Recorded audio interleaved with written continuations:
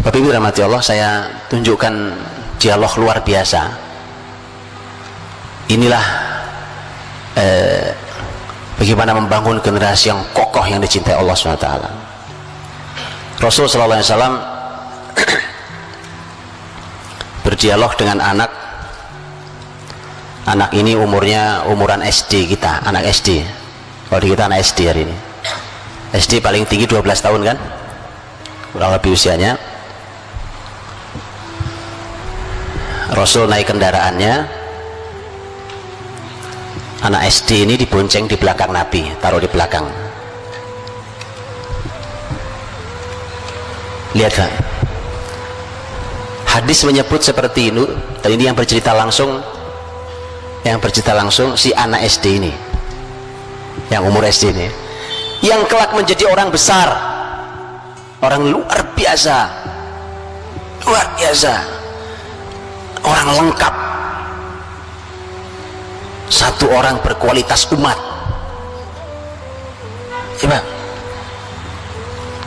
kesolehannya, ilmunya, kekuatannya, keahliannya, kepemimpinannya, lengkap ini orang. Bahkan umur 15 tahun di zaman dinasti di zaman Khalifah Umar bin Khattab diangkat menjadi staf ahli kekhilafahan. Iya, para sahabat sampai mengatakan kalau ada masalah-masalah berat, Umar tuh nanyanya ke dia. Anak kecil kan, 16 tahun sekarang, di mana anak kita? Yang bertutur langsung beliau ini, bagaimana caranya sampai jadi generasi sehebat beliau. Sentuhan Rasul SAW. Karena sahabat yang satu ini bertemu Nabi SAW itu di usianya kurang lebih 8 tahun. Jadi baru ketemu dengan Nabi itu kurang lebih umur 8 tahun. Bertemu hanya sampai umur 12 tahun karena Rasul wafat. Jadi sekolah zaman Nabi itu gak lama-lama, Pak. Cukup itu untuk mengawal negara. Sekolahnya cuma 4 tahun. Iya, betulan ini. Karena begitu 12 di masa kekhalifahan Abu Bakar, khilafah Abu Bakar Siddiq, kurang lebih 2 tahun setengah, pas usia 12, 14 setengah kurang lebih, atau 15 tahun, kemudian masuk Khalifah Umar, dan oleh Umar dipanggil dia di majelis resmi staf ahli, orang-orang penting, orang-orang berilmu di masa sahabat. Dikumpulin, ternyata muncul anak kecil di sini. Sampai sahabat lain heran, loh kok ini dimasukin? Kalau segini kita di rumah juga punya anak kayak dia. Emang urusannya urusan umur, ya kan? Kata Umar, ini bukan urusan umur, ayo kita tes yuk. Dites sama Umar, kita uji yuk gitu. Nah, jadi luar biasa. Ini anak sekolahnya cuma 4 tahun sama Nabi, dilanjutkan sama Abu Bakar kurang lebih 3 tahun. Dah sekolah 7 tahun. Gimana, ada kurikulum sekolah 7 tahun luar biasa? Sekolah kita lama banget, belasan tahun, pinter kagak, soleh enggak. Berarti kan ada yang salah, Pak, ya kan? Berarti yang salah gitu loh. Ini sahabat betul, ini real, nyata. Beliau langsung yang bertutur tentang peristiwa yang mau saya sampaikan ini. Bagaimana nasihat-nasihat Nabi sampai dia jadi orang kokoh luar biasa. Dan ini yang jadi modal penting buat kita terhadap generasi kita. Bagaimana akan mereka menjadi generasi yang kokoh dicintai Allah. Sahabat itu adalah sahabat mulia Abdullah bin Abbas radhiyallahu anhu, turjumanul Quran, habrul ummah. Abdullah bin Abbas radhiyallahu anhu yang menuturkan, kuntu radifan Nabi sallallahu alaihi wasallam yauman. Suatu hari aku ini diboncengi Nabi. Naik kendaraan, Nabi dibonceng di belakang. Masya Allah, Pak. Ini pelajaran mahal. Sebelum kita bicara isinya tuh, ini luar biasa mahalnya. Kebayang nggak Pak, hari ini orang tua nganterin anaknya setiap hari bolak-balik sekolah, karena betul kan? Ini pelajarannya nih, ya kan? Naik ojek sekarang. Masa bapaknya cuma jadi tukang ojek? Manfaatkan, pakai Nabi memanfaatkan momentum kapanpun untuk didik generasi. Bahkan lagi naik kendaraan berdua, saatnya ngobrol berdua. Subhanallah, Saya belum lama dialog sama seorang anak kecil, tertarik saya Pak, anaknya teman saya ya kan, anaknya ini laki-laki umurnya 5 tahun, memang sudah dididik Masya Allah. Suatu hari saya dengar anak ini ngobrol sama ibunya, saya dengar itu ya, ngobrol ibunya. Anak ini menceritakan, Bu, ayah tuh gini, ayah tuh bertekad maunya gini. Kata ibunya, enggak nak, kamu salah paham, itu bukan maksud ayah, bukan itu maksudnya. Enggak, bener begitu Bu, kan kalau ayah nganterin aku sekolah, ibu kan nggak ikut, aku kan ngobrol berdua sama ayah. Saya bilang keren, luar biasa ini, ayah keren Pak. Masa jadi ayah bisu Pak? Saya tahu Pak kenapa sering bisu, kehabisan tema pembicaraan. Masa kehabisan tema Pak? Pertanyaan jangan itu lagi lah ke anak-anak ya kan. Gimana sekolahmu? Ada PR enggak? Udah makan belum? Sudah sholat? Kan nggak ada pertanyaan lain Pak. Subhanallah. Makanya orang tua harus belajar jadi orang tua, sehingga orang tahu apa yang dilakukan, punya target, hari ini ngapain, besok ngapain, tahun depan ngapain Pak. Jangan ngobrol aja kok kehabisan tema. Ini makanya Bapak Ibu saya minta jangan dibiasakan ikut pelatihan Pak, kayaknya kita perlu pelatihan Pak supaya nggak kehabisan tema. Lah gitu aja kok pelatihan ya kan. Antum baca buku, baca kitab, antum ketemu tema banyak Pak. Iya Pak. Jadi itu momentum mahal, kebersamaan, apalagi berdua. Kalau umpamanya yang ngantar ibunya, sekali waktu yang ngantar bapaknya, kan anak kebersamaan dengan ibu dan kebersamaan dengan bapak itu masing-masing punya nilai yang berbeda rasanya kan, beda rasanya. Manfaatkan. Jadi bapak ketemu anaknya ya, ini ayah bicara dengan cara ayah, menanam sesuatu yang ingin ditanam oleh ayah pada anaknya. Ketemu ibu gitu, bicara dengan sesuatu yang ingin ditanam kebaikan itu pada anaknya dari ibunya. Kayak Rasul nih, Abdullah bin Abbas itu kan sepupunya, sepupu Rasul SAW, sepupu Rasul. Nah, kuntu radifan Nabi SAW yauman, suatu hari aku diboncengi Nabi. Berarti kurang lebih umur Abdullah bin Abbas saat itu, saya belum ketemu tahun berapa peristiwa ini, tapi berarti kisaran umur 8-12 tahun. Bapak Ibu mari kita bayangkan anak kita, oke, umur 8-12, terus lihat bahasa yang dipakai Nabi, lihat, dan mari kita pelajari dan lihat. Kalau kita membayangkan gini, kok bahasanya ketinggian ya Pak, berarti ada yang salah pada anak kita Pak, bahasa aja nggak ngerti, diantaranya karena ngerusak bahasa. Jadi hati-hati, merusak bahasa itu efeknya buruk sekali.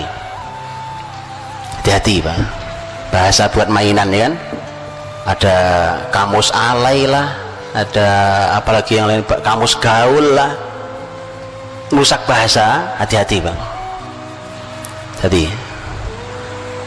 dan itu membuat mereka tidak terbiasa untuk berbahasa dengan baik, tertata, rapi, memahami dengan bahasa yang tinggi. Yuk kita lihat ya, bayangkan 8-12 tahun, Bapak Ibu yang punya anak seumur segitu atau anaknya tetangga lah paling enggak ya, bayangkan 8-12 tahun. Oke, Nabi SAW berkata, ya gulam, nak, hei nak, ihfadillah yahfadka, jagalah Allah, Allah akan menjagamu. Lihat Pak Bu, Nabi tidak mengatakan jagalah agama Allah, karena kalimatnya ihfad Allah, ihfadillah, ihfad artinya jagalah, Allah artinya Allah. Anak segitu sudah ngerti maksudnya apa. Artinya begini, anak seumur itu sudah paham Allah tuh gak perlu dijaga, Allah itu yang jaga kita kok. Terus berarti dia langsung paham, oh berarti yang dimaksud adalah menjaga ajaran Allah, yaitu. Tapi bahasanya dalaman yang ini dibandingkan kalau dimunculkan kata jagalah ajaran Allah, jagalah perintah Allah, ya, jauh lebih kokoh dengan kalimat kalau secara bahasa Arab jagalah Allah. Kalau jagalah Allah, Allah nggak perlu dijaga Pak. ihfadillah. Dan itu Masya Allah Pak, itu dari sisi bahasa saja luar biasa, dari sisi isi ya kan, menjaga perintah Allah Subhanahu wa taala. Ihfadillah yahfadka, nanti Allah akan menjagamu.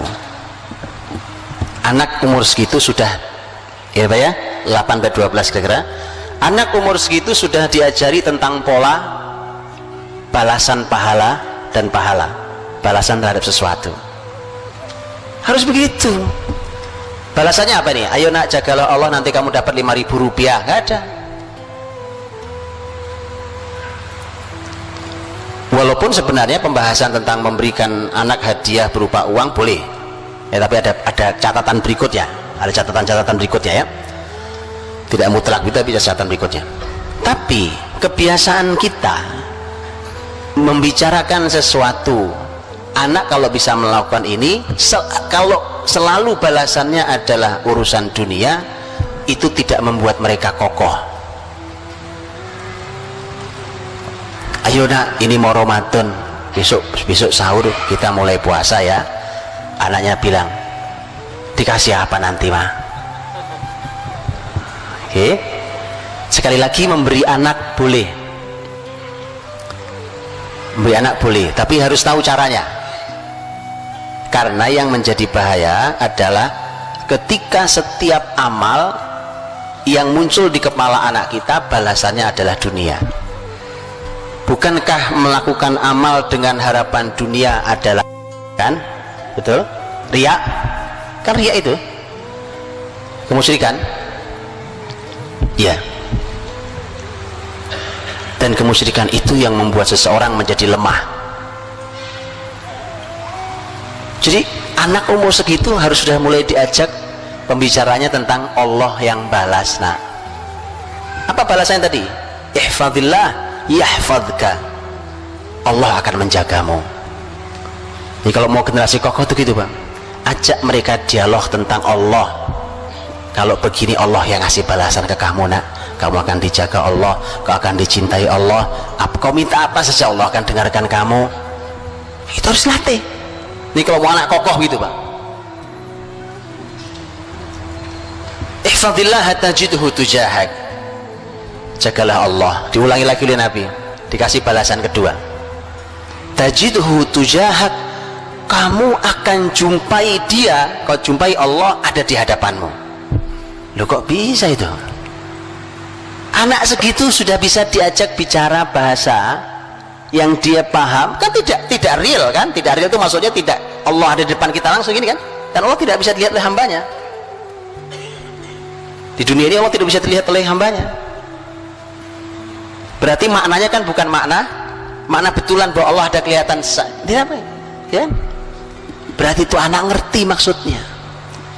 Ada di hadapanmu itu artinya kapan kamu perlu Allah ada buat kamu.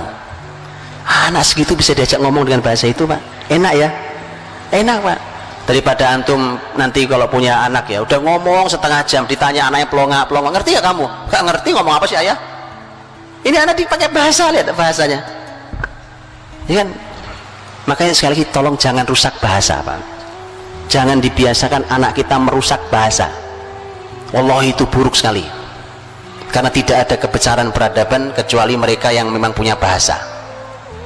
Betulan, orang-orang besar selalu punya bahasa, salah satu unsur yang harus dimilikinya.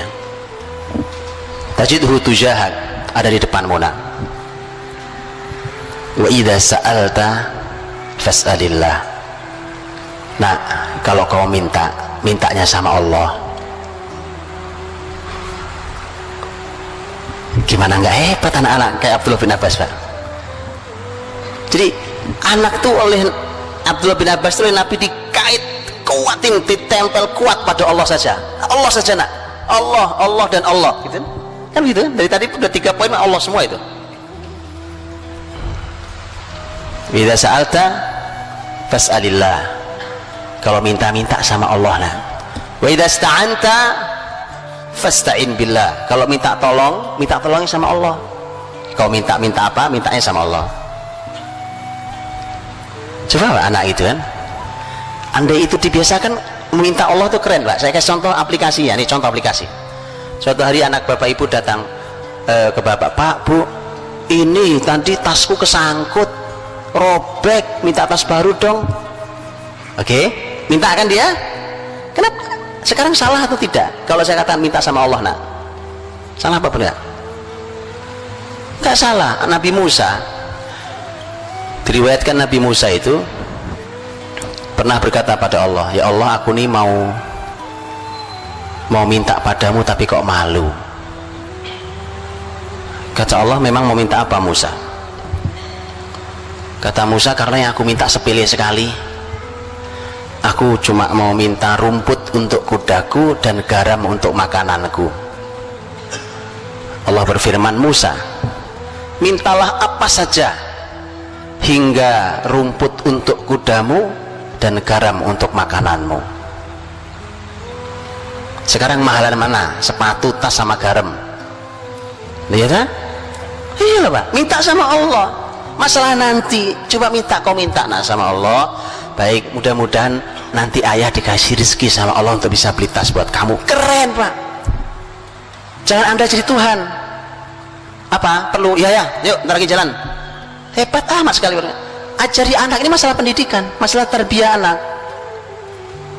Nabi ngajari, wa idza sa'alta fas'alillah, minta sama Allah nak. Wa idza sta'anta fasta'in billah, minta tolong, ada masalah sedang dihadapi oleh anak kita. Ayo nak, ayo munajat pada Allah, minta sama Allah agar dilepaskan dari masalah ini. Tidak ada masalah besar kalau Allah ingin menghendaki untuk dilepaskan. Sakit umpamanya, ya Allah, Rasul bersabda, nak, ma anzalallahu da'an illa anzala dawa'an alimahu man alim jahilahu man jahil. Kalau Allah itu yang menurunkan penyakit, Allah juga yang menurunkan obat.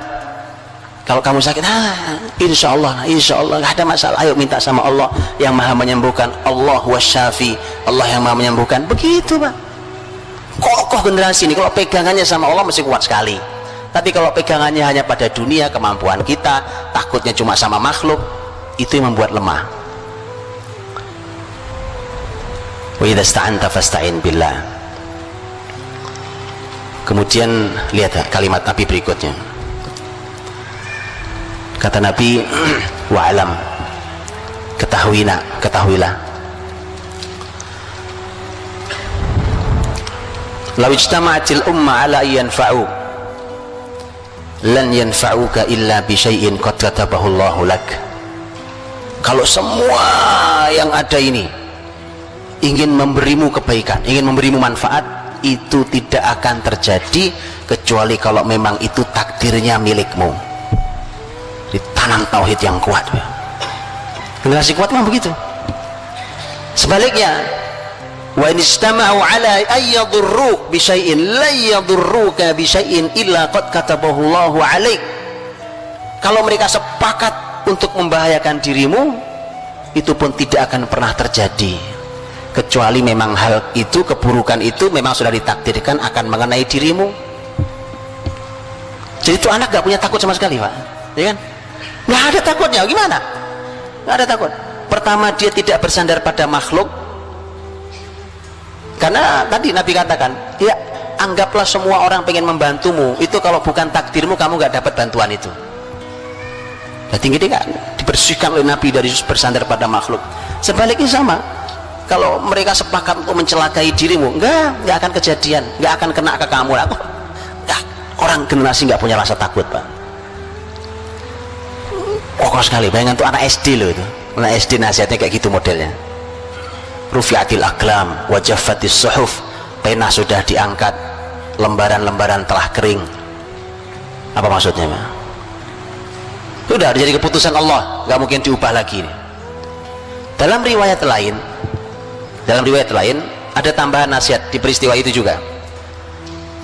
Wa'alam anna an-nasr ma'as sabr. Ketahui, nak, sesungguhnya pertolongan Allah itu datangnya bersama kesabaran.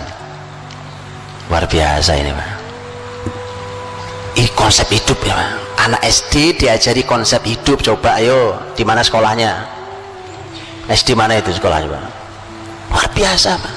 Diajari tentang konsep kemenangan itu dari Allah, nah. Tapi dia datangnya bersama kesabaran. Saat kau sabar itu dekat dengan kemenangan, dekat dengan pertolongan Allah.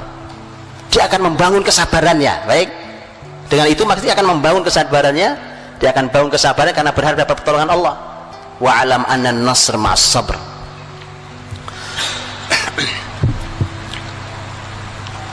Wa annal faraj ma'al karb. Dan solusi itu datangnya bersama kesulitan. Sedang sulit, yakinlah bahwa tidak lama lagi datang solusi. Tidak ada putus asanya, ya kan? Nggak ada tuh generasi putus asa, lagi galau nih naik status, ya. Nggak ada Pak, nggak ada generasi begitu tuh, nggak ada. Di Islam nggak ada, di Islam generasi kayak begitu tuh, sama sekali nggak ada. Lihat generasi Abdullah bin Abbas disampaikan Nabi, solusi itu nak datangnya bersama kesulitan. Makanya Abdullah bin Abbas ketika menafsirkan ayat inna ma'al usri yusra wa inna ma'al usri yusra, inna ma'al usri yusra, 2 kali itu, dan sesungguhnya bersama kesulitan ada kemudahan, sesungguhnya bersama kesulitan ada kemudahan. 2 kali diulang. Apa kalimat Abdullah bin Abbas? Kalimat Abdullah bin Abbas bahwa dengan ayat ini maka kesulitan tidak mungkin mengalahkan kemudahan 2 kali. Dari mana diambilnya? Dari ayat ini kan 22. Kenapa 22? Di situ disebut kesulitan 2 kali, al-usr, dan disebut kemudahan 2 kali, yusra. Beda. Walaupun sama-sama disebut 2 kali, ternyata beda menurut para ulama tafsir. Karena al-usr menggunakan alif lam, kesulitan pakai alif lam di ayat itu. Kemudahan ada alif lamnya enggak? Yusra tidak ada alif lamnya. Loh, memang apa Pak bedanya alif lam dengan tidak ada alif lam? Beda. Sesuatu kalau ada alif lamnya maka bendanya sama. Itu juga. Ini air, kalau dibunyikan alma, airnya ini juga. Nggak ada air yang ini, kan ada air, ini ada air. Tapi yang saya maksud cuma ini. Walau disebut 2 kali kata kesulitan, tapi dengan menggunakan alif lam, maka berarti jenis kesulitannya sama, itu aja. Tapi yusronya, kemudahannya tidak ada alif lamnya. Berarti kemudahan itu tidak satu jenis. Mudah. Lihat bedanya Quran Pak, cara membahas Quran yang Masya Allah, ya kan? Nah, Abdullah bin Abbas maksud itu konsep lah itu. Ketahui nak solusi itu hadir. Wa alam anna an-nasr ma'as sabr wa al-farj ma'al karb wa anna ma'al usri yusra.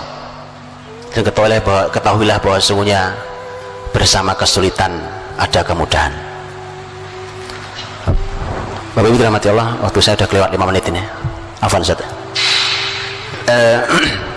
Jadi intinya bagaimana Rasul SAW, saya cuma memberikan satu potret contoh tentang bagaimana hadir generasi yang dahsyat, yang luar biasa. Ternyata isi pesan menyampaikannya seperti ini ternyata modelnya. Padahal itu untuk anak lulusan, anak SD belum lulus usianya. Pantas mereka menjadi generasi yang luar biasa. Karena waktu saya habis, saya mohon maaf. Insyaallah katanya ada tanya jawab, nanti kita berbagi di tanya jawab. Wallahualam bishawab. Assalamualaikum warahmatullahi wabarakatuh.